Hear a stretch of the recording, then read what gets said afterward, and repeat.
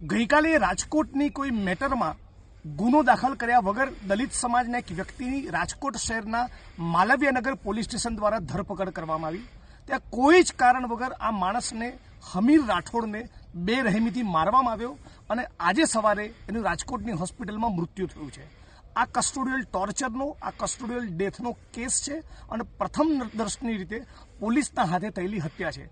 આખા જ પ્રકરણની અંદર પોલીસની સામે નિષ્પક્ષ તો જ તપાસ થઈ શકે જો નિષ્પક્ષ અને નિષ્ઠાવાન અને પ્રમાણિક અધિકારીને તપાસ સોંપવામાં આવે।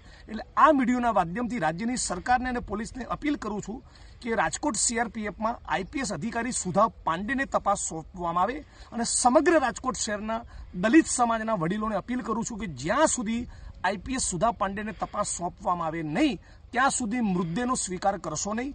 સાથોસાથ રાજ્ય સરકાર પાસેથી માગણી કરું છું કે તમે લેખિતમાં આપો કે પીડિત પરિવારને 50 લાખનું વળતર અને 6 મહિનામાં આખા કેસની ટ્રાયલ પૂરી કરવામાં આવશે।